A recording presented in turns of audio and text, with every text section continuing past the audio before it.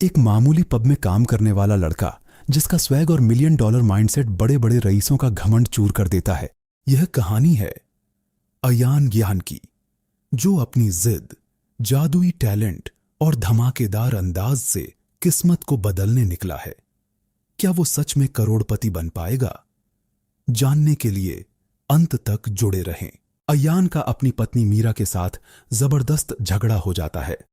विवाद की शुरुआत तब होती है जब अयान को पता चलता है कि कंपनी के कर्मचारियों को सैलरी देने के लिए जो पैसे उसने संभाल कर रखे थे, उन्हें मीरा ने अपने महंगे मेकअप और आलीशान शॉपिंग पर खर्च कर दिया है। यह सुनते ही अयान का गुस्सा 7वें आसमान पर पहुंच जाता है। गुस्से से कांपते हुए वह मीरा से कहता है, बाहर न जाने कितने लोग अपनी सैलरी का बेसब्री से इंतजार कर रहे हैं। अब उन्हें पैसे देने के लिए हमारे पास कोई दूसरा रास्ता नहीं बचा है, इसलिए पिछले साल जो घर हमने खरीदा था, अब हमें उसे बेचना पड़ेगा। अयान की बात सुनकर मीरा भी भड़क उठती है। वह ऊंची आवाज में चिल्लाते हुए कहती है, हम वह घर किसी भी कीमत पर नहीं बेच सकते। अयान का चेहरा गुस्से से लाल हो जाता है। वह कड़े शब्दों में जवाब देता है, वह घर मैंने अपनी रात दिन की मेहनत और अपने पैसों से खरीदा था, इसलिए मुझे मत बताओ कि मुझे अपनी प्रॉपर्टी के साथ क्या करना चाहिए और क्या नहीं। लेकिन तभी मीरा एक ऐसा खुलासा करती है जिसे सुनकर अयान के पैरों तले जमीन खिसक जाती है। तुम बहुत देर कर चुके हो, मीरा कहती है, क्योंकि वह घर मैं पहले ही अपने छोटे भाई रोहन को दे चुकी हूं। इसके बाद मीरा बिना किसी पछतावे के अपना पर्स उठाती है और गुस्से में कहती है, तुम मेरे सामान को हाथ भी नहीं लगा सकते। अपनी मेहनत की कमाई डूबती देखकर अयान का गुस्सा और बढ़ जाता है। बिना सोचे समझे वह मीरा से पर्स छीनने की कोशिश करता है। अपनी पूरी ताकत लगाकर वह आखिरकार पर्स अपने हाथ में ले लेता है और पागलों की तरह उसकी तलाशी लेने लगता है, क्योंकि उस घर के असली दस्तावेज हमेशा मीरा के पर्स में ही रहते थे। लेकिन पूरा पर्स खंगालने के बाद भी उसे कुछ नहीं मिलता। मीरा व्यंग्य भरी मुस्कान के साथ कहती है, मैंने तुमसे कहा था ना कि वह घर अब रोहन का है। बहुत जल्द हम उसी घर में उसकी धूमधाम से शादी करेंगे। वैसे भी तुम मुझे अपनी मर्जी से कभी इतने पैसे देने वाले नहीं थे। यह सुनते ही अयान का दिमाग जैसे सुन्न पड़ जाता है। मीरा की बदतमीजी और धोखा अब उसकी सहन शक्ति से बाहर हो चुका था। वह उसकी आंखों में आंखें डालकर साफ शब्दों में कहता है, मैं तुम्हें इसी वक्त तलाक देता हूं। यह सुनते ही मीरा के होश उड़ जाते हैं। क्या तुम होश में हो? वह हैरानी से पूछती है। तुम यह क्या कह रहे हो? अयान तुरंत सोफे से खड़ा हो जाता है और दृढ़ आवाज में कहता है, अब मुझसे घुट घुट कर नहीं जिया जाएगा। मैं तुम्हारी जैसी धोखेबाज औरत के साथ एक ही छत के नीचे नहीं रह सकता। मैं तुम्हारे प्यार में इतना अंधा हो चुका था कि तुम्हारी हर गलती को माफ करता रहा, लेकिन अब नहीं। इतना कहकर अयान गुस्से में घर से बाहर निकल जाता है। रात का अंधेरा चारों तरफ फैला हुआ था। सुनसान सड़क पर चलते हुए अयान गहरे विचारों में डूब जाता है। वह धोखे और टूटे हुए विश्वास के बारे में सोचता रहता है। अपने ही ख्यालों में इतना खो जाता है कि उसे आसपास की दुनिया का कोई एहसास नहीं रहता। उसे पता ही नहीं चलता कि कब वह फुटपाथ से उतरकर सड़क के बीचों बीच आ गया है। अयान बेसुध होकर आगे बढ़ ही रहा होता है कि तभी सामने से तेज रफ्तार में आती हुई एक कार उसे जोरदार टक्कर मार देती है। भयानक टक्कर के असर से उसका फोन हाथ से छूटकर हवा में उछल जाता है। अगले ही पल उसकी आंखों के सामने गहरा अंधेरा छा जाता है और फिर सब कुछ शांत हो जाता है। लेकिन उस अंधेरे में भी उसे कुछ अजीब दिखाई देने लगता है। तभी उसके कानों में एक भारी और गूंजती हुई आवाज सुनाई देती है। जब सब कुछ खत्म हो जाता है तभी सब कुछ शुरू होता है। जैसे ही वह रहस्यमयी आवाज शांत होती है, अयान को उस घने अंधेरे के बीच एक चमकदार सफेद रोशनी दिखाई देती है और फिर अचानक उसकी आंखें खुल जाती हैं। अयान घबराकर अपनी सीट से उठ बैठता है। उसकी सांसें तेज चल रही थीं और माथे पर पसीना चमक रहा था। उसके मन में इस वक्त सिर्फ एक ही सवाल घूम रहा था, इतनी भयानक टक्कर के बाद भी मैं जिंदा कैसे हूं? तभी उसकी नजर अपने आसपास के माहौल पर पड़ती है और वह हैरान रह जाता है। वह किसी अस्पताल में नहीं, बल्कि एक शांत परीक्षा कक्ष में बैठा हुआ था। कुछ क्षणों बाद उसकी याददाश्त धीरे धीरे लौटने लगती है। उसे एहसास होता है कि यह वही परीक्षा है जो उसने अपनी कॉलेज लाइफ शुरू होने से ठीक पहले दी थी। फिर उसकी नजर सामने खड़े शिक्षक पर जाती है। वह बिल्कुल वैसे ही सख्त और अनुशासित दिखाई दे रहे थे जैसे वर्षों पहले हुआ करते थे। अयान तुरंत अपनी टेबल पर रखे प्रश्न पत्र को ध्यान से देखता है। उस पर लिखी तारीख देखकर उसका दिल तेजी से धड़कने लगता है। यह उसका कॉलेज एंट्रेंस एग्जाम था। खुद को यकीन दिलाने के लिए वह अपने पैर पर जोर से मुक्का मारता है। दर्द बिल्कुल असली था। अजीब बात यह थी कि जिंदगी में पहली बार इतना तेज दर्द महसूस करने के बावजूद अयान के चेहरे पर मुस्कान आ जाती है। अब उसे पूरी तरह यकीन हो चुका था। वह सचमुच समय में पीछे आ चुका था। उसका दिल उत्साह से भर उठता है। इस बार मैं अपनी पुरानी गलतियों को किसी भी कीमत पर नहीं दोहराऊंगा। वह तुरंत दीवार पर लगी घड़ी की तरफ देखता है। परीक्षा समाप्त होने में अब केवल 45 मिनट बाकी थे। समय में पीछे लौटने के बाद उसके लिए हर एक मिनट की कीमत पहले से कहीं ज्यादा थी। इसलिए वह बिना एक सेकंड बर्बाद किए अपना पेपर हल करने में जुट जाता है। यह अंग्रेजी का प्रवेश परीक्षा पत्र था। पिछली जिंदगी में अंग्रेजी उसकी सबसे कमजोर विषयों में से एक थी।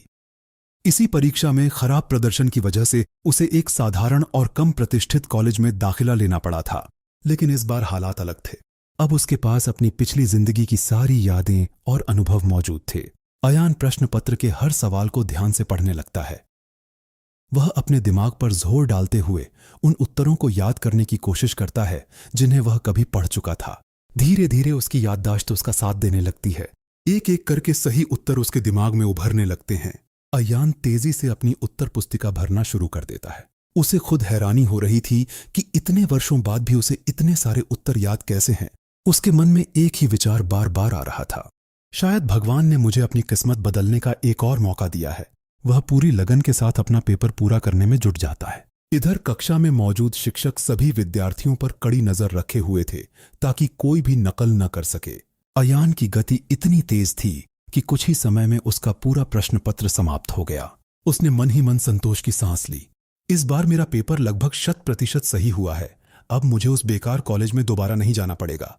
पेपर समय से पहले समाप्त करने के बाद वह अपनी सीट पर बैठकर शांत मन से इंतजार करने लगता है। तभी अचानक अंतिम घंटी पूरे हॉल में गूंज उठती है। परीक्षा का समय समाप्त हो चुका था। अयान अपनी उत्तर पुस्तिका जमा करता है और परीक्षा कक्ष से बाहर निकल आता है। कॉलेज के लंबे गलियारे में अकेले चलते हुए वह गहरी सोच में डूब जाता है। उसके मन में लगातार एक ही सवाल घूम रहा था, इस बार मुझे अपने भविष्य के लिए कौन सा रास्ता चुनना चाहिए। पिछली जिंदगी में वह अपनी पत्नी मीरा के धोखे और स्वार्थ के जाल में फंस गया था, लेकिन अब परिस्थितियां बदल चुकी थीं। इस नई जिंदगी में वह किसी को भी अपनी मेहनत, अपने सपनों और अपने भविष्य को बर्बाद करने का मौका नहीं देने वाला था। इस बार मैं अपनी जिंदगी को दोबारा बर्बाद नहीं होने दूंगा। मेरा नाम अयान है और मैं समय में पीछे आ चुका हूं। इस वक्त मेरे चेहरे पर एक अजीब सी गहरी मुस्कान थी, मानो मैं दुनिया का सबसे खुशकिस्मत इंसान हूं। मैं स्कूल की बिल्डिंग से निकलकर धीरे धीरे आगे बढ़ रहा था कि तभी अचानक पीछे से किसी ने जोर से आवाज लगाई, अरे ओए अयान, कम से कम मेरे लिए तो रुक जा यार। मैं तुरंत हैरान होकर पीछे मुड़ता हूं। वहां मेरा एक बहुत पुराना और जिगरी दोस्त मेरी तरफ हाँफते हुए भागता चला आ रहा था। पास पहुंचते ही वह सांस संभालते हुए कहता है, अयान, आखिर तुम इतनी जल्दी में कहां भागे जा रहे हो? और तुमने हमेशा की तरह बाहर मेरा इंतजार क्यों नहीं किया? अपने पुराने दोस्त को इस हालत में देखकर मैं अंदर से बेहद खुश हो जाता हूं। मैं मुस्कुराते हुए कहता हूं, अरे मेरे भाई वीर, तुम अब तक कहां रह गए थे? वह तेजी से मेरे पास आता है, मेरे कंधे पर हाथ रखता है और मुस्कुराते हुए कहता है, अरे यार, मैं बस तुझसे कुछ ही देर नहीं मिला और तू इतनी जल्दी मुझे भूल गया क्या? या फिर इस मुश्किल एग्जाम ने तेरा दिमाग पूरी तरह खराब कर दिया है? मैं उसे देखकर हल्की मुस्कान के साथ कहता हूं, अरे नहीं यार, ऐसा कुछ नहीं है, मेरा सब ठीक गया। चलो अब यहां से चलते हैं। वीर मेरे स्कूल के दिनों का सबसे अच्छा दोस्त था और इस वक्त उसे देखकर मुझे अलग ही खुशी हो रही थी। अभी वह कितना फिट और जवान लग रहा था। इस बेचारे को अभी यह भी नहीं पता कि आने वाले सालों में इसका पेट निकल आएगा और किस्मत इसे जिंदगी में कितनी परेशानियां देने वाली है। तभी वह अचानक मुझसे पूछता है, चल ये बता कि तेरा आज का टेस्ट कैसा गया? मैं पूरे आत्मविश्वास के साथ जवाब देता हूं, काफी अच्छा गया है। मुझे पूरा यकीन है कि इस बार मैं शहर के किसी टॉप कॉलेज में एडमिशन ले सकता हूं। यह सुनते ही वीर हंस पड़ता है, क्या मजाक कर रहे हो यार, तुम्हारा टॉप कॉलेज? फिर हंसते हुए वह कहता है, ठीक है, अगर तुम इस बार सच में किसी टॉप कॉलेज में चले गए तो मैं जिंदगी भर के लिए तुम्हारा गुलाम बन जाऊंगा। उसकी बात सुनकर मैं भी मजाकिया अंदाज में कहता हूं, ठीक है भाई, फिर तो तुम अभी से मेरे गुलाम बनने की तैयारी शुरू कर दो। यह सुनकर वीर सच में थोड़ा हैरान हो जाता है। वह गौर से मेरी तरफ देखते हुए कहता है, यार तुम आज जरूरत से ज्यादा कॉन्फिडेंट लग रहे हो। इसके बाद वह तुरंत मेरे पास आता है और कोहनी मारते हुए कहता है, चल आजा, अब बिना टाइम वेस्ट किए दूसरे स्कूल के भी थोड़े चक्कर लगा लेते हैं। मैं थोड़ा हैरान होने का नाटक करते हुए पूछता हूं, पर क्यों? वीर तुरंत जवाब देता है, क्यों से तेरा क्या मतलब है? भाई, मीरा को देखने के लिए और क्या? फिर वह मुस्कुराते हुए कहता है, क्या तुम हर बार टेस्ट देने के बाद उसे देखने उसके स्कूल के बाहर नहीं जाते थे? क्या तुम आज यह बात भी भूल चुके हो? मीरा का नाम सुनते ही अचानक मेरे दिमाग में उसकी पुरानी धोखेबाजी की यादें ताजा हो जाती हैं और मुझे थोड़ा गुस्सा आ जाता है। मैं रूखेपन से कहता हूं, नहीं, मुझे उसे देखने बिल्कुल नहीं जाना है। यह कहकर मैं तेज कदमों से आगे बढ़ने लगता हूं। पीछे से वीर भागते हुए आता है और कहता है, हे अयान, इतनी तेज भी मत भागो यार। वह मेरे सामने आकर मुझे जबरदस्ती रोकता है और कहता है, यार, मीरा तो पिछले 3 सालों से तुम्हारी वन साइड क्रश है। तुम हर सुबह उसके लिए अपनी पॉकेट मनी से ब्रेकफास्ट भी लेकर आते थे, वो भी लगातार 3 साल तक। तो अचानक आज तुम्हें ऐसा क्या हो गया है? उसकी बात सुनकर मैं साफ शब्दों में कहता हूं, नहीं, मुझे कुछ नहीं हुआ है। मैं बस जल्द से जल्द अपने घर जाना चाहता हूं ताकि बहुत सालों बाद अपने पेरेंट्स के साथ बैठकर सुकून से डिनर कर सकूं। यह बात सुनकर वीर मुझे अजीब नजरों से देखने लगता है। वह हैरानी से कहता है, अयान, आज तुम वाकई काफी अजीब लग रहे हो। तुम्हें आखिर हुआ क्या है? मैं हल्की मुस्कान के साथ जवाब देता हूं, हाँ, शायद मुझे भी अब लगने लगा है कि मैं थोड़ा वियर्ड बन चुका हूं। तभी अचानक मुझे भीड़ के बीच से किसी बहुत ही जानी पहचानी शख्स की आवाज सुनाई देती है। मैं तुरंत अपनी बाईं तरफ मुड़कर देखता हूं और अगले ही पल मेरी नजर अपनी प्यारी मां पर पड़ती है। वह थोड़ी दूरी पर खड़ी मुस्कुरा रही होती है और दूर से ही मुझे अपने पास बुलाती हैं। उन्हें देखते ही अयान भावुक हो जाता है। ठीक है भाई, फिर हम बाद में नेट कैफे में मिलते हैं, मैं अभी जा रहा हूं। यह कहकर मैं बिना रुके तुरंत अपने माता पिता की तरफ बढ़ जाता हूं। पीछे खड़ा वीर हैरानी से बड़बड़ाता है, यार, ये बंदा बातों को कितनी जल्दी बदल लेता है। अपने पुराने दिनों के प्यारे पेरेंट्स को देखकर मैं भावुक हो जाता हूं और तेजी से उनके पास पहुंच जाता हूं। मेरे मॉम और डैड आज खुद मुझे एग्जाम सेंटर से लेने आए थे। मैं बिना देरी किए उनके साथ कार की पिछली सीट पर बैठ जाता हूं। गाड़ी स्टार्ट होते ही मेरी मॉम उत्सुकता से मेरे टेस्ट के बारे में पूछने लगती है, लेकिन यह सुनते ही मेरे डैड, जो बहुत ध्यान से कार चला रहे होते हैं, तुरंत उन्हें टोक देते हैं। वह कहते हैं, हमने पहले ही तय किया था कि आज उससे एग्जाम के बारे में कोई सवाल नहीं पूछेंगे। तुम बेवजह उस पर अच्छे नंबर लाने का दबाव मत डालो। यह सुनकर मेरी मॉम थोड़ा मुंह बनाते हुए कहती हैं, मुझे बस अपने इकलौते बेटे के फ्यूचर की चिंता है, आपके इस बड़े बिजनेस की नहीं। मैं पीछे आराम से सीट से टिक कर बैठा होता हूं और मुस्कुराते हुए उनकी बहस रोकने के लिए कहता हूं, आप लोग प्लीज चिंता मत करिए, मेरा आज का पेपर काफी अच्छा गया है। यह सकारात्मक बात सुनते ही मेरी मॉम की आंखों में चमक आ जाती है। वह उत्साहित होकर पूछती है, क्या तुम सच कह रहे हो अयान? मैं पूरे आत्मविश्वास के साथ जवाब देता हूं, हाँ, इस बार मेरे नंबर नॉर्मल एवरेज से काफी ज्यादा आएंगे और इन्हीं नंबरों के दम पर मैं शहर की टॉप यूनिवर्सिटी में भी आसानी से जा सकता हूं। यह सुनकर मेरे डैड का चेहरा खिल उठता है। वह खुशी से कहते हैं, वाह, चलो इसी बात पर आज बाहर चलकर कुछ बढ़िया खाते हैं। मेरे प्यारे बेटे, आज रात मैं तुम्हारे साथ बैठकर जश्न भी मनाऊंगा। मेरी मॉम भी यह सुनकर खुश हो जाती है और प्यार से कहती हैं, मुझे तो पहले से ही पता था कि मेरा बेटा बहुत समझदार और होनहार है। मैं कार की खिड़की से बाहर देखते हुए मन ही मन सोच रहा था, पिछली जिंदगी में मैंने प्यार के चक्कर में बहुत सारी बेवकूफियां की थीं। इसी वजह से आप दोनों को बुढ़ापे में मेरी वजह से आर्थिक और मानसिक परेशानियां झेलनी पड़ी थीं। लेकिन इस नई जिंदगी में मैं वे सारी गलतियां दोबारा कभी नहीं दोहराऊंगा। एक अच्छे रेस्टोरेंट में भरपेट खाना खाने के बाद हम सब खुशी खुशी घर लौट आते हैं। मैं फ्रेश होकर तौलिए से अपना चेहरा पोंछ रहा होता हूं और वॉशरूम के शीशे में खुद को गौर से देखने लगता हूं। मैं मन ही मन सोचता हूं, मुझे इस वक्त बहुत अच्छा महसूस हो रहा है। मेरी यह युवा बॉडी फिर से पहले जैसी फिट और एनर्जेटिक हो गई है। आईने में अपने पुराने रूप को देखकर मेरे चेहरे पर संतोष भरी मुस्कान आ जाती है। मैं सचमुच बहुत खुश था। मैं वॉशरूम की लाइट बंद करता हूं और अंधेरे कमरे में लौटते हुए मन ही मन सोचता हूं, मीरा, तुम दिखने में इतनी भी खास खूबसूरत नहीं थी, लेकिन पता नहीं क्यों मेरी अक्ल पर पर्दा पड़ गया था और मुझे तुमसे पागलों की तरह एक तरफा प्यार हो गया था, सिर्फ इसलिए क्योंकि तुमने मुझे कभी सीधे मुंह मना नहीं किया। मैं हमेशा यही गलत फहमी पालकर बैठा रहा कि शायद तुम भी मुझे पसंद करती हो। मैं एक गहरी सांस लेता हूं, लेकिन अब इस उम्र में आकर मुझे अच्छी तरह समझ आ चुका है कि वह सब मेरी गलत फहमी थी। तुम बस मुझे बेवकूफ बना रही थी और मैं तुम्हारी जिंदगी में केवल एक बैकअप प्लान बनकर रह गया था। मैं अपने कमरे में जाकर आराम से एक कुर्सी पर बैठ जाता हूं और पुरानी यादों को ताज़ा करने के लिए अपना फोन चेक करने लगता हूं। कॉन्टैक्ट लिस्ट खोलते ही मेरी नज़र मीरा के नंबर पर पड़ती है। मैंने उसका नाम बेबी के नाम से सेव कर रखा था आज के मैच्योर अयान को यह देखकर काफी अजीब और बचकाना महसूस होता है। मैं बिना समय गंवाए उस सेव्ड कॉन्टैक्ट को एडिट करता हूं और बेबी की जगह उसका असली नाम लिख देता हूं। तभी अचानक मेरे फोन की स्क्रीन चमक उठती है। मीरा का नया मैसेज आया था। उसने थोड़े नाराज लहजे में लिखा था, तुम आज टेस्ट खत्म होने के बाद हमेशा की तरह मुझसे मिलने क्यों नहीं आए।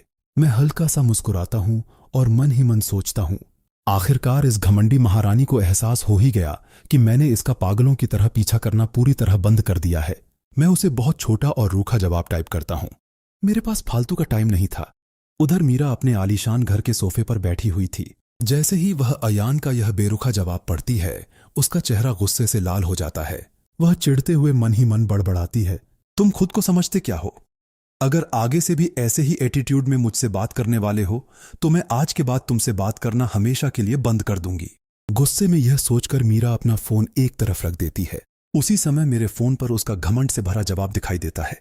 मैं तुरंत उसका वह घमंड से भरा मैसेज स्क्रीन पर देखता हूं और उसके एटीट्यूड का सीधा जवाब देते हुए टाइप करता हूं, मुझे इस बात से कोई दिक्कत नहीं है। तुम चाहो तो अभी से मुझसे बात करना बंद कर सकती हो। मैसेज भेजने के बाद मैं बिना किसी फालतू भावना के अपना फोन एक तरफ रख देता हूं और कमरे की बड़ी खिड़की के पास जाकर शांत खड़ा हो जाता हूं। बाहर टिमटिमाते तारों को देखते हुए मैं मन ही मन सोच रहा था, यह कॉलेज एंट्रेंस एग्जाम तो सिर्फ मेरा पहला कदम है। आजकल सिर्फ एक मामूली कॉलेज डिग्री से कुछ खास नहीं होता। मैं कुछ देर सोचता हूं, काश मुझे भविष्य की किसी बड़ी लॉटरी के नंबर याद होते।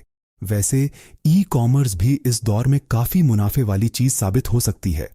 या फिर मैं एक प्रोफेशनल यूट्यूबर बनकर वीडियो बना सकता हूं और इंटरनेट पर लाइव स्ट्रीम भी कर सकता हूं। लेकिन अगले ही पल मैं सिर हिलाते हुए सोचता हूं, नहीं, अभी यह सब बहुत जल्दी होगा। आखिर अभी साल 2004 चल रहा है और इस समय इंटरनेट भी इतना तेज नहीं है। तभी अचानक मेरे दिमाग में एक पुरानी याद कौंध जाती है। रुको, मुझे कुछ याद आया। मैं उत्साहित होकर सोचने लगता हूं। एक खास कंपनी का स्टॉक आगे चलकर मार्केट में जबरदस्त उछला था, खासकर 2014 से 2015 के बीच। कुछ पल बाद मेरे चेहरे पर मुस्कान आ जाती है।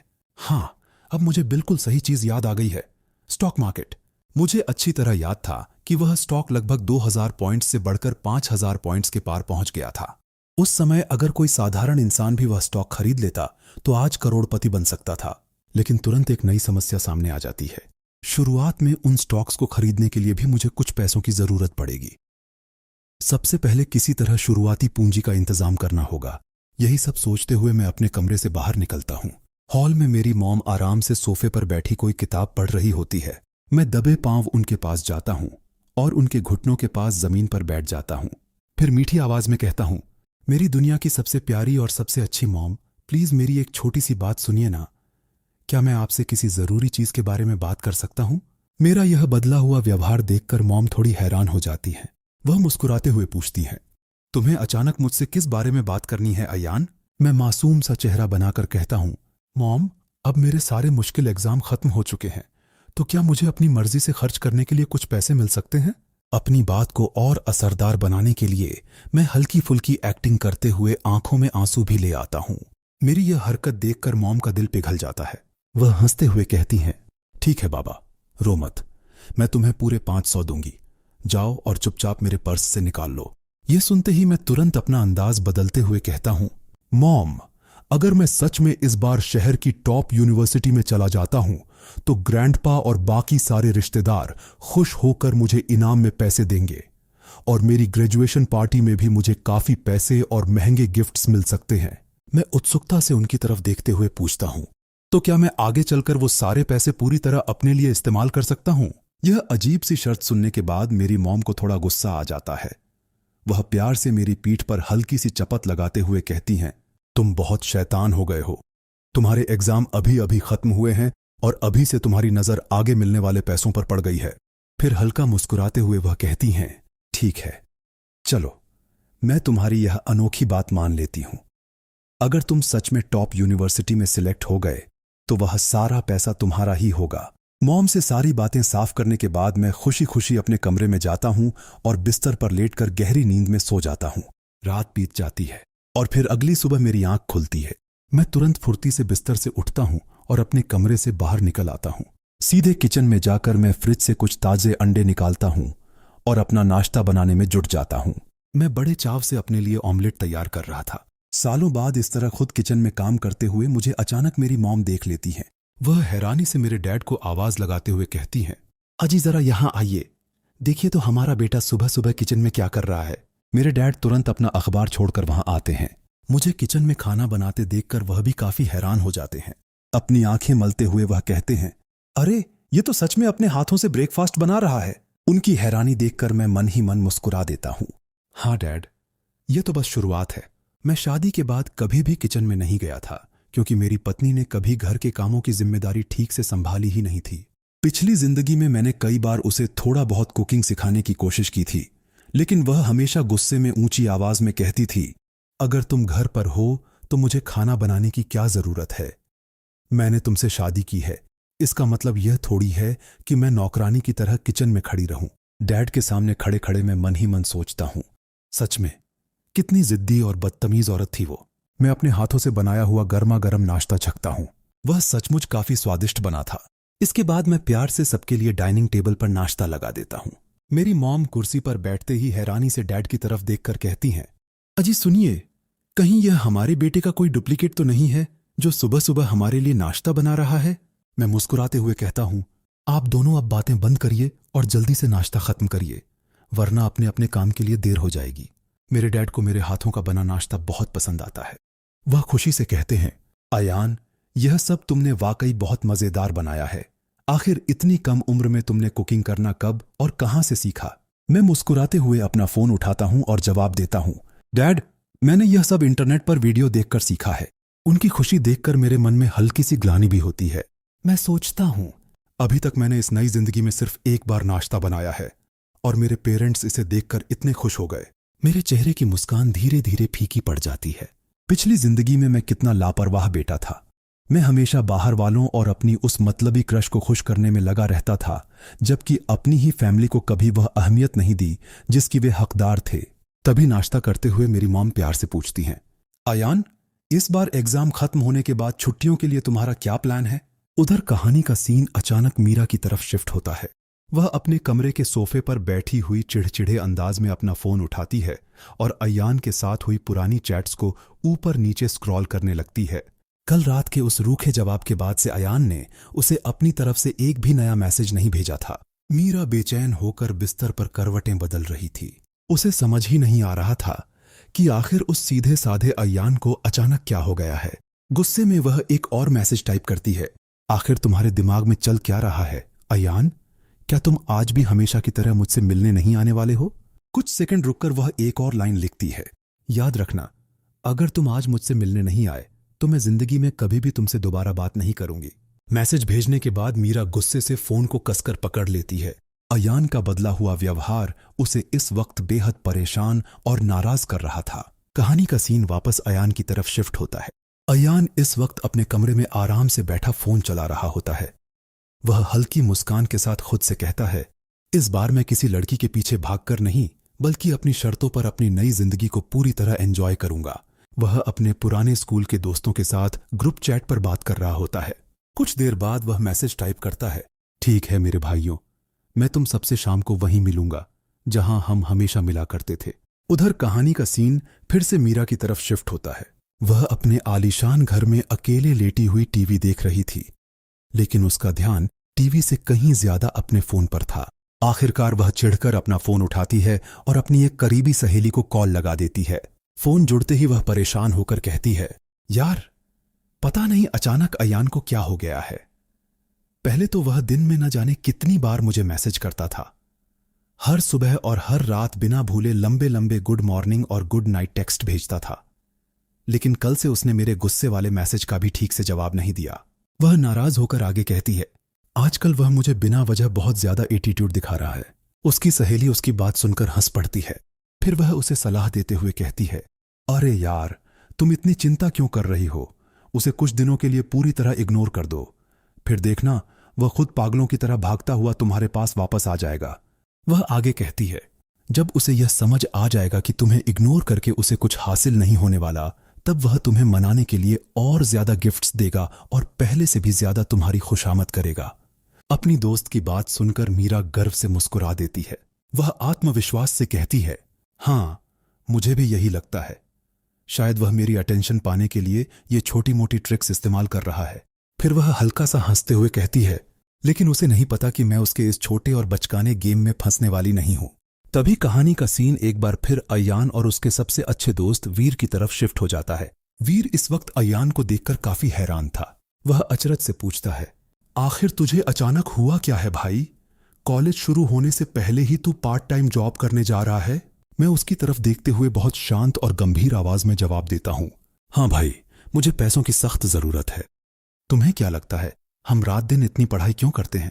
मेरे इस सवाल पर वीर तुरंत जवाब देता है, जाहिर सी बात है भाई, हम पढ़ाई इसलिए करते हैं ताकि एक अच्छे कॉलेज में जा सकें और आगे चलकर किसी टॉप यूनिवर्सिटी में एडमिशन ले सकें।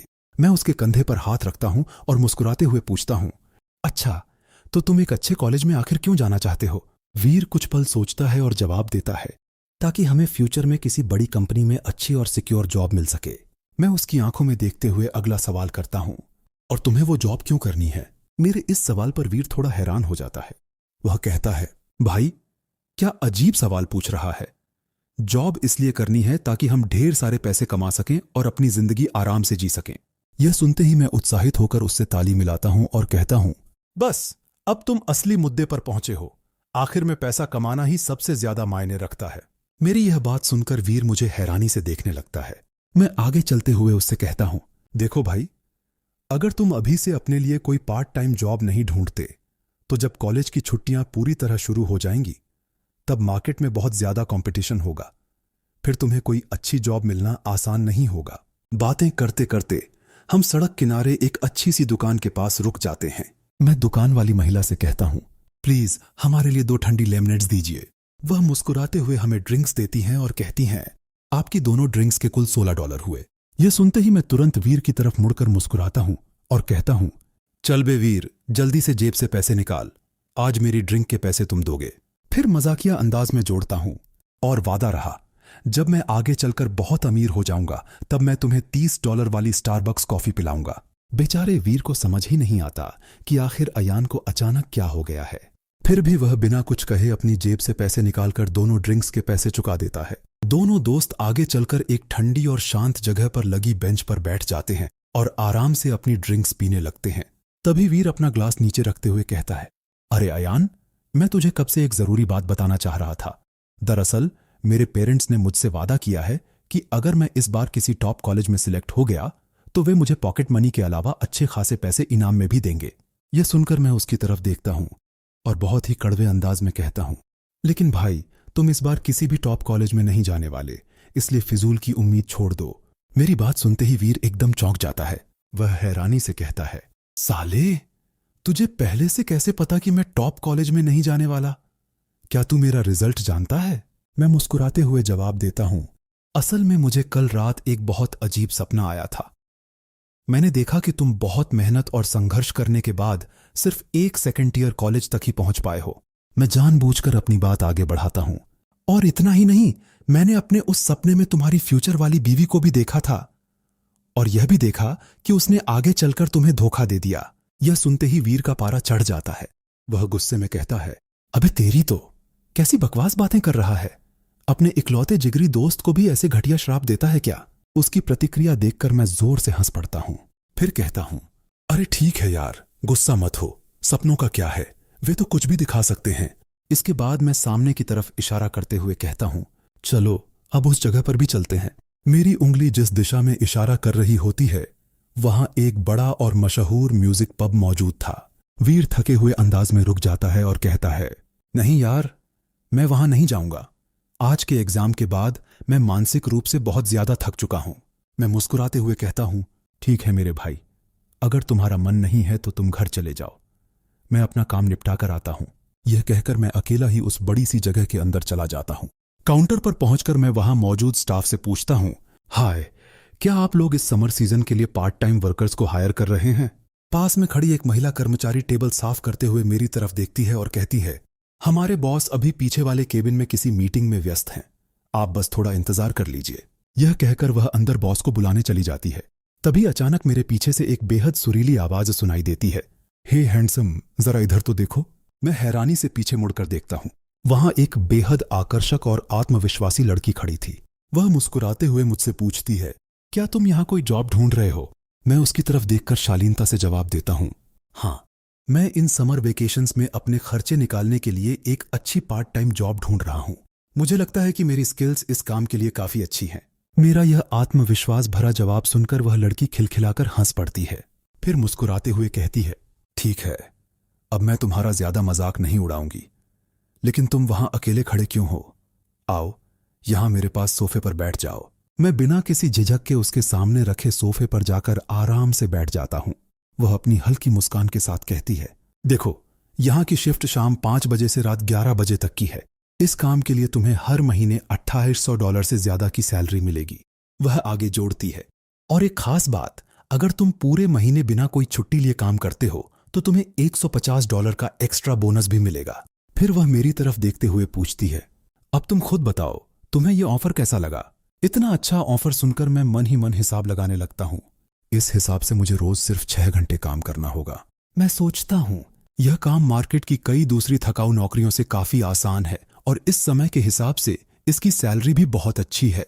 मैं बिना देर किए उसकी आंखों में देखकर कहता हूं, मुझे इस ऑफर से कोई दिक्कत नहीं है, तो मैं काम कब से शुरू कर सकता हूं? मेरी फुर्ती देखकर वह मुस्कुरा देती है।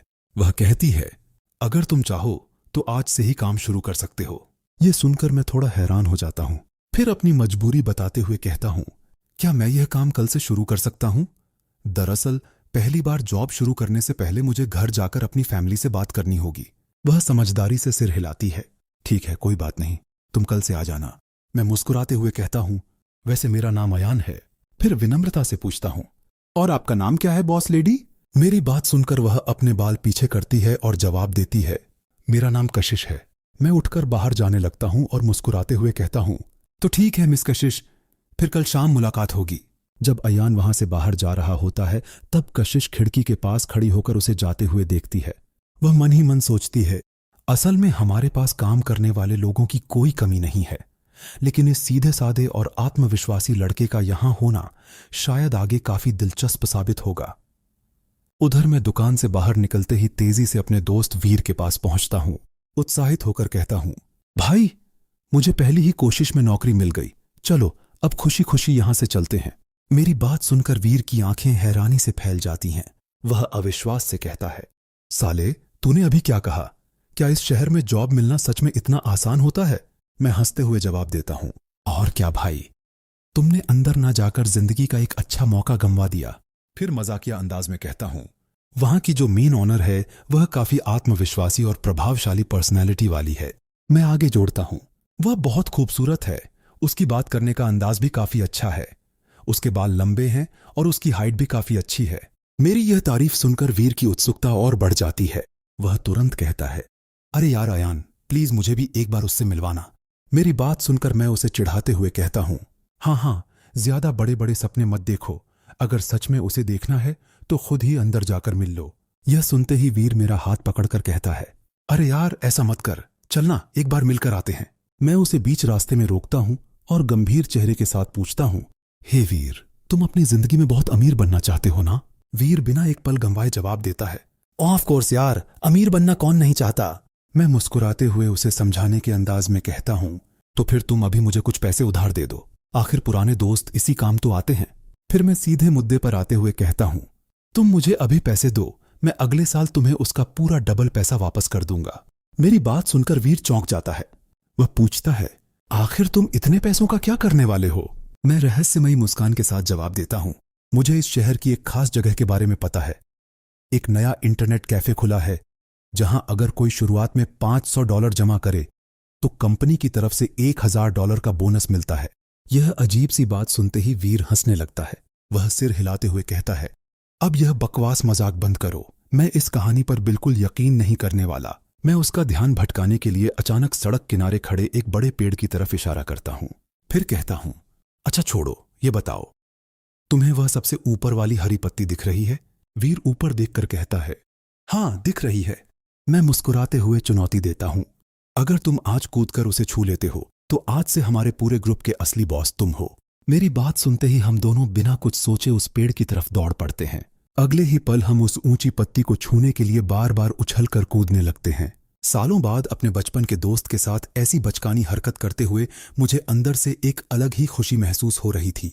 तभी वीर पूरी ताकत लगाकर एक लंबी छलांग लगाता है और इस बार उसकी उंगलियां सचमुच उस सबसे ऊंची पत्ती को छू लेती हैं। हम दोनों बुरी तरह थककर वहीं पास की हरी घास पर बैठ जाते हैं। वीर लंबी लंबी सांसें लेते हुए गर्व से कहता है, हे अयान, तुमने अभी अपनी आंखों से वह नजारा देखा ना? मैंने हवा में कितनी ऊंची छलांग लगाकर सबसे ऊपर वाली पत्ती को छू लिया था। उसकी बात सुनकर हम दोनों बचपन के दिनों की तरह घास पर बैठे बैठे जोर से हंसने लगते हैं। कुछ देर बाद मैं उसके कंधे पर हाथ रखता हूं और गंभीर आवाज में कहता हूं, वीर, तुम वाकई इस दुनिया के सबसे लकी इंसान हो, क्योंकि इस जिंदगी में तुम्हें मेरे जैसा बेस्ट फ्रेंड मिला है। मैं मुस्कुराते हुए आगे कहता हूं, याद रखना, अगर मैं इस नई जिंदगी में आगे चलकर बहुत अमीर बन गया तो मेरी कामयाबी के उस सफर में तुम भी हमेशा मेरे साथ खड़े रहोगे। मेरी यह बात सुनकर वीर मुस्कुरा देता है। वह जवाब देता है, भाई, यह तो आने वाला वक्त ही बताएगा कि हम दोनों में से कौन कितना अमीर बनता है। तभी कहानी का सीन सीधे मेरे घर पर शिफ्ट हो जाता है। रात का समय था। मैं डाइनिंग हॉल में अपने मॉम और डैड के साथ बैठा हुआ था और बहुत अदब से उन्हें अपनी नई पार्ट टाइम जॉब के बारे में सब कुछ बता रहा था। मेरी बात सुनते ही मॉम का चेहरा थोड़ा उतर जाता है। वह चिंतित होकर कहती हैं, नहीं अयान, तुमने अभी अभी इतने मुश्किल कॉलेज एंट्रेंस एग्जाम खत्म किए हैं, फिर इतनी छोटी उम्र में तुम खुद पर इतना काम और जिम्मेदारी क्यों लेना चाहते हो? वह प्यार से आगे कहती हैं, कुछ दिन आराम से घर पर रहो, मजे करो और टीवी देखो। मैं उनका हाथ पकड़कर मुस्कुराते हुए कहता हूं, मॉम, मेरी बात तो सुनिए, मुझे सिर्फ इन 2 महीनों की गर्मियों की छुट्टियों में काम करना है। फिर मैं समझाते हुए कहता हूं, और जो पैसे मैं अपनी मेहनत से कमाऊंगा उनसे मैं आगे चलकर थोड़ा ट्रैवल भी करना चाहता हूं। मेरी बात सुनकर मॉम और भी ज्यादा हैरान हो जाती हैं। वह पूछती हैं, तुम आखिर अकेले कहां ट्रैवल करना चाहते हो अयान, और उसके लिए तुम्हें कितने पैसों की जरूरत है? फिर बिना रुके कहती हैं, जो भी पैसे चाहिए होंगे मैं तुम्हें दे दूंगी। तुम्हें इस तरह बाहर जाकर काम करने की कोई जरूरत नहीं है। मॉम की यह जरूरत से ज्यादा चिंता देखकर मैं मुस्कुराते हुए अपना सिर पकड़ लेता हूं। मैं मन ही मन सोचता हूं, सच में मॉम को किसी प्रैक्टिकल बात के लिए मनाना कितना मुश्किल काम है। मैं तुरंत पास बैठे अपने डैड की तरफ देखता हूं, मानो उनसे मदद मांग रहा हूं। मेरे डैड मेरी आंखों के इशारे को तुरंत समझ जाते हैं। वह मॉम की तरफ देखते हैं और शांत स्वर में कहते हैं, देखो, हमारा अयान अब काफी बड़ा और समझदार हो चुका है। फिर वह आगे कहते हैं, इस उम्र में बाहर काम करने से उसे दुनियादारी का अच्छा अनुभव मिलेगा, इसलिए तुम उसकी जरूरत से ज्यादा चिंता करना छोड़ दो। ये सुनने के बाद मॉम थोड़ा मुंह फुलाकर कहती हैं, अच्छा, तो अब तुम दोनों बाप बेटे आपस में मिल गए हो और मेरी ही बात काट रहे हो? वह नकली गुस्सा होने का नाटक करती है। मैं तुरंत उन्हें गले लगाते हुए कहता हूं, मॉम, प्लीज अब रिलैक्स हो जाइए। मैं वादा करता हूं कि अगर आगे कभी आपकी और डैड की लड़ाई हुई तो मैं बिना कुछ सोचे हमेशा आपकी ही साइड लूंगा। मेरी यह पलटी हुई बात सुनकर डैड अपनी आंखें बड़ी कर लेते हैं। फिर हंसते हुए कहते हैं, अरे अयान, तुम कितने बड़े पलटू इंसान हो यार। मैं पिछले 5 मिनट से तुम्हारे हक में बात कर रहा हूं और तुम तुरंत पासा पलटकर मेरे ही खिलाफ हो गए। उनकी बात सुनकर हम तीनों जोर जोर से हंसने लगते हैं। यह एक खूबसूरत और यादगार फैमिली मोमेंट था। तभी अचानक अयान की जेब में रखा फोन वाइब्रेट होता है। उसके स्कूल के एक दोस्त का मैसेज आया था। मैसेज में उत्साह से लिखा था, अयान, क्या तुमने अभी तक हमारी स्कूल ग्रुप चैट नहीं देखी? 2 दिन बाद हमारी क्लास के सारे पुराने दोस्त एक बड़ी पार्टी में मिलने वाले हैं। हम सब साथ में कैरियोके जाएंगे, गाने गाएंगे और शानदार डिनर भी करेंगे। अयान बहुत ही बेरुखी से जवाब टाइप करता है, मैं इस वक्त कुछ जरूरी कामों में काफी बिजी हूं, इसलिए शायद नहीं आ पाऊंगा। उधर से उसका दोस्त तुरंत रिप्लाई करता है, क्या तुम अब दोस्तों की फेयरवेल पार्टी के लिए भी बिजी हो गए हो? वैसे तुम्हें बता दूं, मीरा भी वहां खास तौर पर आने वाली है। अयान बिना किसी उत्साह के जवाब देता है, भाई, वह पार्टी में आए या ना आए, अब मुझे उससे कोई लेना देना नहीं है। उसका दोस्त यह मैसेज पढ़कर हैरान रह जाता है। वह जवाब देता है, बस भी कर यार अयान, मेरे सामने इतना बेपरवाह बनने की एक्टिंग मत कर। अगर तेरे दिल में सच में यही बात है तो कसम खा कि आज के बाद तू कभी मीरा से बात नहीं करेगा। अयान उसकी इस बचकानी चुनौती पर हल्का सा हंस देता है। वह बिना कोई जवाब दिए अपना फोन एक तरफ रख देता है और कमरे में रखे कंप्यूटर की स्क्रीन पर ध्यान देने लगता है। तभी कहानी का सीन अगले दिन शाम के समय उसी बड़े म्यूजिक पब की तरफ शिफ्ट हो जाता है। अयान बिल्कुल समय पर अपनी ड्यूटी के लिए वहां पहुंच चुका था। वह काउंटर के पास जाता है और मुस्कुराते हुए कहता है, हाय बॉस, मैं अपने वादे के मुताबिक काम पर आ गया हूं। उसे देखकर उसकी बॉस कशिश अपनी कुर्सी से उठ जाती है। वह हल्के आश्चर्य से कहती है, ओह, तुम तो सच में आ गए अयान। मुझे तो लगा था कि तुम भी बाकी लड़कों की तरह सिर्फ बातें करके चले जाओगे। वह मुस्कुराते हुए आगे कहती है, आजकल के ज्यादातर बच्चे किसी भी मेहनत वाले काम में ज्यादा दिनों तक टिक नहीं पाते। यह सुनकर अयान आत्मविश्वास से उनकी आंखों में देखता है और कहता है, मिस कशिश, मैं बाकी लड़कों जैसा नहीं हूं। मैं अपने किए हुए वादों को पूरी ईमानदारी से निभाता हूं। उसकी बात सुनकर कशिश के चेहरे पर एक प्यारी सी मुस्कान आ जाती है। वह संतुष्टि से उसकी तरफ देखती है और फिर आगे की बात कहना शुरू करती है। तुम्हारा काम बेहद सिंपल है। बस यहां आने वाले कस्टमर्स को ड्रिंक्स सर्व करनी है और टेबल्स की साफ सफाई का ध्यान रखना है। जाओ, काम शुरू करने से पहले अंदर जाकर अपनी यूनिफॉर्म पहन लो। बॉस कशिश की बात सुनते ही मैं चेंजिंग रूम की तरफ चला जाता हूं और स्टाफ की ऑफिशियल एप्रन वाली यूनिफॉर्म पहन लेता हूं। मैं आईने में खुद को देखकर हल्का सा मुस्कुराता हूं। फिर बाहर आकर पब की टेबलों, ग्लासों और बाकी सामान को सलीके से व्यवस्थित करने लगता हूं। शाम ढलते ढलते पब में अच्छी खासी भीड़ जमा हो चुकी थी। कॉर्नर की एक टेबल पर 2 लड़कियां बैठकर ड्रिंक्स का मजा ले रही थीं, जबकि बीच वाली टेबल पर एक रोमांटिक कपल आपस में बातें कर रहा था। मैं अपना काम कर ही रहा होता हूं कि तभी मेरी बॉस कशिश मेरे पास आती हैं और मुस्कुराते हुए पूछती हैं, अयान, क्या तुम्हारी कोई गर्लफ्रेंड है? मैं उनकी तरफ देखकर शालीनता से जवाब देता हूं, नहीं मिस कशिश, मेरी कोई गर्लफ्रेंड नहीं है। उनकी बात सुनते ही मेरे मन में पुरानी यादें ताजा हो जाती हैं। मैं सोचने लगता हूं कि पिछली जिंदगी में मेरा पूरा ध्यान सिर्फ मीरा पर ही रहता था। मैं उसके अलावा किसी दूसरी लड़की की तरफ देखता तक नहीं था। कशिश हैरानी से कहती है, लेकिन तुम दिखने में तो काफी हैंडसम और अट्रैक्टिव हो। क्या तुम्हारे स्कूल में कभी कोई लड़की तुम्हें पसंद नहीं करती थी? वह हंसते हुए आगे कहती हैं, मुझे तो पूरा यकीन है कि तुम्हारे स्कूल और कॉलेज में बहुत सी लड़कियां तुम्हारे लुक्स पर फिदा होंगी, इसलिए मुझसे झूठ मत बोलो अयान। मैं मुस्कुराकर जवाब देता हूं, अरे मिस कशिश, सच कह रहा हूं, मेरी कोई गर्लफ्रेंड नहीं है। फिर थोड़ा गंभीर होकर कहता हूं, और अगर सच बताऊं तो मुझे नहीं लगता कि इस उम्र में डेटिंग या प्यार के चक्कर में पड़ना कोई बहुत समझदारी वाली बात है। मेरी यह बात सुनकर कशिश हंस पड़ती है। वह कहती है, अच्छा, अगर तुम्हें डेटिंग पसंद नहीं है तो फिर तुम्हें आखिर पसंद क्या है? मैं बिना किसी झिझक के तुरंत जवाब देता हूं, मुझे बस ढेर सारे पैसे कमाना पसंद है। मेरी बात सुनते ही हम दोनों हंसने लगते हैं। कशिश मजाक उड़ाते हुए कहती हैं, तुम सच में पैसों के पीछे पागल हो, जबकि अभी तो तुम बस एक हाई स्कूल के लड़के हो। तभी अचानक पब का मुख्य दरवाजा खुलता है और एक आदमी अंदर आता है, जिसके कंधे पर गिटार टंगा हुआ था। वह बिना समय गंवाए सीधे स्टेज की तरफ बढ़ता है और माइक्रोफोन के पास जाकर अपने गिटार के तार ट्यून करने लगता है। उसे देखकर पब की एक दूसरी कर्मचारी धीरे से कशिश के पास आती है और कहती है, मैडम, यह सिंगर आज फिर अपनी शिफ्ट के लिए लेट आया है। कशिश एक ठंडी सांस लेकर जवाब देती है, छोड़ो भी, आजकल अच्छे सिंगर्स ढूंढना बहुत मुश्किल हो गया है। जो मिल रहा है फिलहाल उसी से काम चलाना पड़ेगा। कुछ ही देर बाद वह सिंगर स्टेज पर अपनी परफॉर्मेंस शुरू कर देता है। मैं उत्सुकता से कशिश के पास जाकर धीरे से पूछता हूं, वैसे यह यहां एक दिन में कितने पैसे कमा लेता है? कशिश मेरी तरफ देखकर कहती हैं, यह रोज सिर्फ 2 घंटे गाना गाने के $50 लेता है।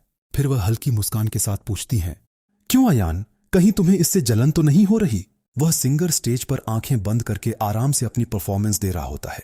मैं कुछ देर उसकी गायकी को ध्यान से सुनता हूं, फिर अपनी बॉस कशिश की तरफ मुड़कर धीमी आवाज में कहता हूं, मिस कशिश, मुझे नहीं लगता कि वह इतना अच्छा गा रहा है। उसकी आवाज में वो खास दम नहीं है। मेरी यह बेबाक बात सुनकर कशिश की आंखों में शरारत भरी चमक आ जाती है। वह मुस्कुराते हुए कहती हैं, अच्छा मिस्टर क्रिटिक, अगर तुम्हें सच में ऐसा लगता है तो आज रात उसके जाने के बाद तुम स्टेज पर गाना गाओ। फिर वह चुनौती भरे अंदाज में आगे कहती हैं, अगर तुम इस सिंगर से थोड़ा भी बेहतर परफॉर्म करके यहाँ के कस्टमर्स को इम्प्रेस कर देते हो तो मैं तुम्हें आज की सैलरी के साथ $100 का एक्स्ट्रा बोनस दूंगी। यह ऑफर सुनकर मैं कुछ पल सोच में पड़ जाता हूं। फिर मन ही मन मुस्कुराते हुए सोचता हूं, पिछली जिंदगी में मीरा को इम्प्रेस करने के चक्कर में मैंने कई सालों तक गिटार बजाने की जमकर प्रैक्टिस की थी। अगर बात सच कहूं तो मैं इससे कहीं बेहतर गा और बजा सकता हूं। मैं तुरंत आत्मविश्वास के साथ कशिश से कहता हूं, हाँ मिस कशिश, मुझे यह डील मंजूर है। आज रात मैं स्टेज पर परफॉर्म करूंगा। तभी अचानक मेरी पैंट की जेब में रखा फोन वाइब्रेट करता है। किसी का नया मैसेज आया था। मैं बिना स्क्रीन देखे फोन को निकालकर पास की टेबल पर उल्टा रख देता हूं। यह देखकर कशिश मुस्कुराती हैं और पूछती हैं, तुम मैसेज का जवाब क्यों नहीं दे रहे अयान? कहीं कोई प्यारी सी गर्लफ्रेंड तो तुम्हारा इंतजार नहीं कर रही? मैं हंसते हुए जवाब देता हूं, नहीं बॉस, ऐसी कोई बात नहीं है। फिर मैं उन्हें सच बताते हुए कहता हूं, असल में यह हमारी क्लास रियूनियन पार्टी का नोटिफिकेशन है। मैं पहले ही ग्रुप में साफ कह चुका हूं कि मैं उस पार्टी में नहीं आने वाला। यह सुनकर कशिश थोड़ी हैरान हो जाती है। वह कहती हैं, अच्छा तो बात यह है, लेकिन हाई स्कूल रियूनियन बार बार नहीं होती। तुम्हें अपने पुराने दोस्तों से मिलने जरूर जाना चाहिए। फिर वह हल्के मजाकिया अंदाज में पूछती हैं, या फिर तुम मुझसे छुट्टी मांगने में शर्म महसूस कर रहे हो? मैं सामने की टेबल को कपड़े से साफ करते हुए जवाब देता हूं, नहीं मिस कशिश, ऐसी कोई बात नहीं है। फिर मुस्कुराकर कहता हूं, असल में मुझे ऐसी रियूनियन पार्टियां काफी बोरिंग और समय बर्बाद करने वाली लगती हैं। कशिश बड़े दिल वाली इंसान थीं। वह मुस्कुराते हुए कहती हैं, कोई बात नहीं आयान, मैं तुम्हें कल के लिए ऑफिशियल छुट्टी देती हूं। फिर आगे कहती हैं, कल काम पर मत आना, जाओ और अपनी लाइफ एंजॉय करो। वैसे भी हमारी इतनी बड़ी शॉप से अगर एक कर्मचारी एक दिन के लिए गायब हो जाए तो कोई बड़ा फर्क नहीं पड़ेगा। उनकी बात सुनकर मैं मुस्कुराते हुए कहता हूं, ठीक है बॉस, मैं आपकी बात समझ गया, आपका बहुत बहुत शुक्रिया। मैं खाली ग्लासों से भरी बड़ी ट्रे उठाकर अंदर काउंटर की तरफ बढ़ने लगता हूं। चलते चलते मैं मन ही मन गंभीरता से सोचता हूं, ठीक है मीरा, अब वह समय दूर नहीं जब तुम पुराने सीधे साधे अयान से नहीं बल्कि एक बिल्कुल नए और कामयाब अयान से मिलोगी। यह सोचकर मैं ट्रे में रखी ठंडी ड्रिंक्स संभालता हूं और मुस्कुराते हुए कस्टमर्स की तरफ बढ़ जाता हूं। मैं सारी ठंडी ड्रिंक्स मुस्कुराते हुए कस्टमर्स को सर्व कर देता हूं और फिर वापस काउंटर पर आकर अपनी बॉस कशिश से बातें करने लगता हूं। तभी वह एटीट्यूड वाला सिंगर अपना आखिरी परफॉर्मेंस खत्म करके स्टेज से नीचे उतरता है और बिना किसी से बात किए बाहर जाने लगता है, लेकिन कशिश तुरंत हाथ के इशारे से उसे रोक लेती है। वह मुस्कुराकर कहती है, हे जरा रुको, हमारे यहां आज एक नया समर वर्कर आया है। इसका नाम अयान है और यह काफी अच्छा गाना भी गा सकता है। क्या तुम कुछ देर इसके लिए बैकअप में गिटार बजा सकते हो? ये बात सुनते ही वह सिंगर नाराज हो जाता है। वह चिढ़कर कहता है, क्या मैं इस नौसिखिए बच्चे के लिए गिटार बजाऊं? यह तो बिल्कुल मुमकिन नहीं है। मैं उसके पास जाता हूं और उसकी आंखों में देखते हुए शांति से कहता हूं, भाई क्या मैं थोड़ी देर के लिए तुम्हारा गिटार इस्तेमाल कर सकता हूं? वह मुझे ऊपर से नीचे तक घूरता है और कहता है, क्यों, तुझे इसे बजाना भी आता है या बस हवा में बातें कर रहा है?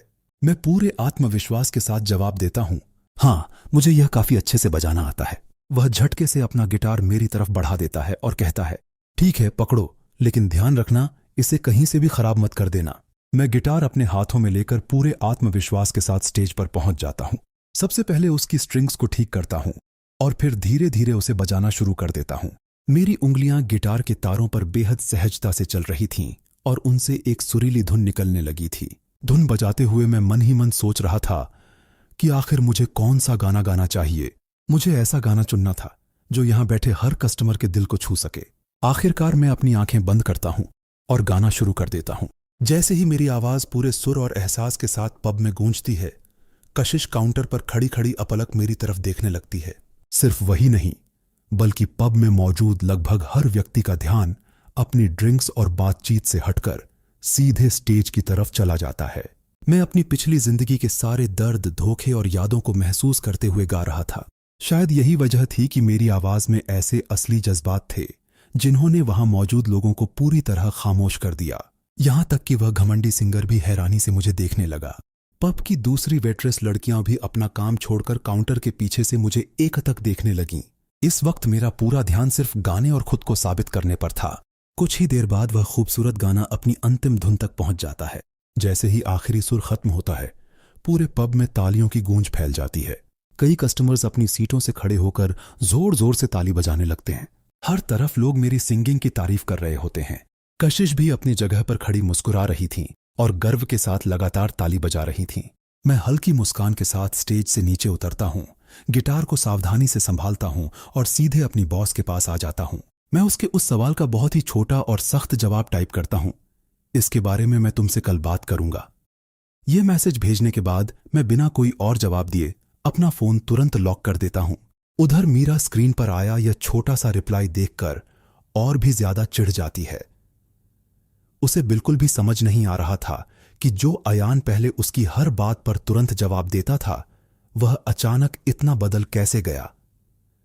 वह गुस्से में फोन को बेड पर फेंक देती है और अपने मन में सोचने लगती है कि आखिर कल उस रियूनियन पार्टी में अयान आने वाला है या नहीं।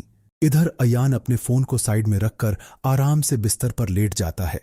उसके चेहरे पर एक हल्की सी मुस्कान होती है वह छत की तरफ देखते हुए अपने मन में कहता है कि इस बार मैं अपनी जिंदगी को पहले जैसी गलत दिशा में नहीं जाने दूंगा। अब मेरा पूरा फोकस सिर्फ अपने भविष्य, अपने परिवार और अपने सपनों पर रहेगा। ये सोचते सोचते अयान की आंखें धीरे धीरे बंद होने लगती हैं और कुछ ही देर में वह गहरी नींद में सो जाता है। दूसरी तरफ मीरा देर रात तक बेचैनी से करवटें बदलती रहती है और अयान के बारे में ही सोचती रहती है।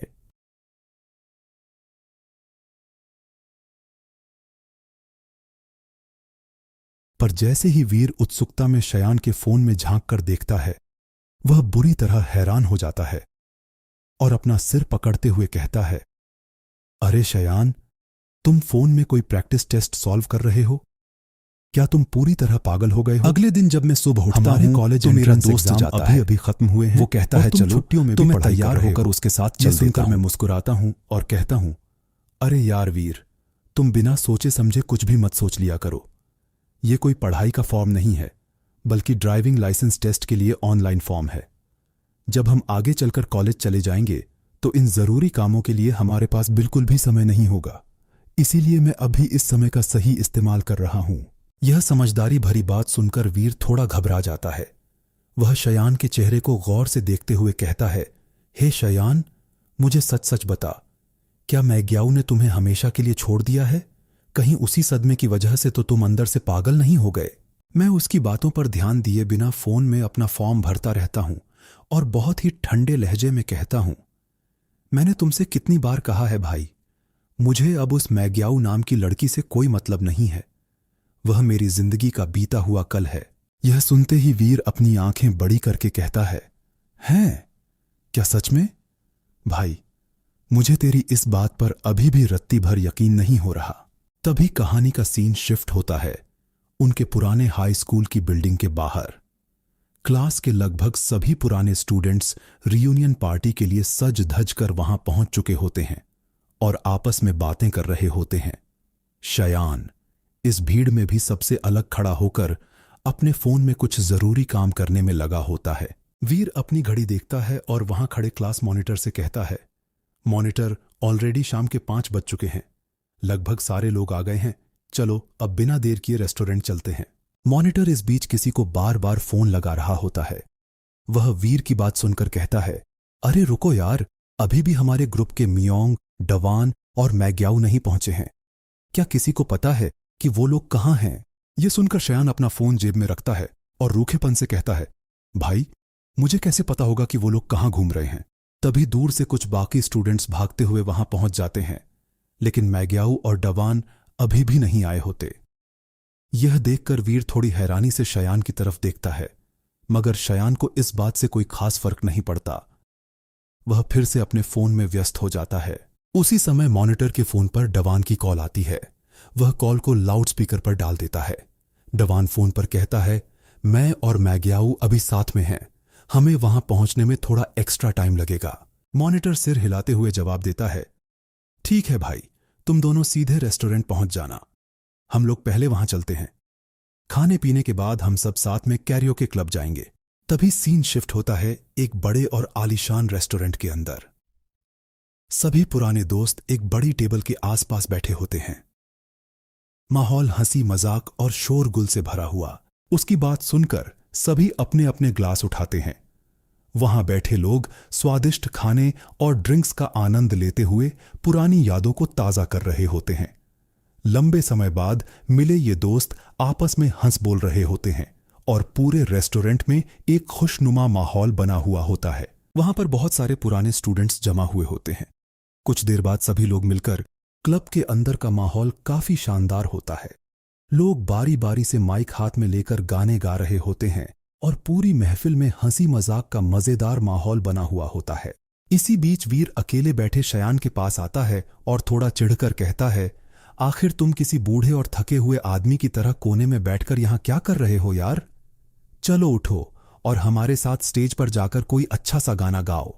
शयान बहुत ही शांत आवाज में जवाब देता है, भाई, मैं बस थोड़ी देर और यहां रुकूंगा, उसके बाद बिना किसी को बताए चुपचाप अपने घर चला जाऊंगा। वीर उसकी इस बेरुखी को देखकर हैरान हो जाता है। वह पास वाली खाली सीट पर बैठते हुए धीरे से कहता है, वैसे तुम्हें एक बात बताऊं, तुम्हारी वो खास मैकग्याओ भी अभी तक इस पार्टी में नहीं आई है। तभी अचानक कैरियोके रूम का दरवाजा जोर से खुलता है और क्लास का एक लड़का हांफते हुए अंदर आता है। वह घबरा कर कहता है, बाहर कॉरिडोर में लिंजिया किसी अजनबी से बहुत बुरी तरह बहस कर रहा है। लगता है कि दोनों के बीच कभी भी लड़ाई शुरू हो सकती है। यह सुनते ही क्लास मॉनिटर तुरंत अपनी सीट से उठता है और गंभीर होकर कहता है, चलो जल्दी बाहर चलते हैं और देखते हैं कि आखिर मामला क्या है। वीर भी तुरंत बाकी लोगों के साथ बाहर जाने लगता है।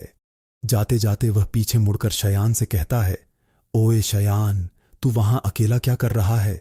जल्दी नीचे चल। जब सभी लोग बाहर पहुंचते हैं तो देखते हैं कि लिंजिया वॉशरूम के पास अपने से काफी बड़े और तगड़े आदमी से उलझा हुआ है। वह मस्कुलर आदमी गुस्से से लाल होकर लिंजिया का कॉलर पकड़ लेता है और गरजते हुए कहता है, क्या बे छोटे, तुझे अपनी जान की बिल्कुल परवाह नहीं है क्या, जो मुझसे जुबान लड़ाने चला आया? तभी क्लास मॉनिटर बीच बचाव करने के लिए आगे आता है और हाथ जोड़कर कहता है, भाई प्लीज गुस्सा मत कीजिए, इसने आज जरूरत से ज्यादा ड्रिंक कर ली है और अभी होश में नहीं है। मैं इसकी तरफ से आपसे माफी मांगता हूं। लेकिन वह आदमी मॉनिटर को झटके से पीछे धकेल देता है और गुस्से में चिल्लाकर कहता है,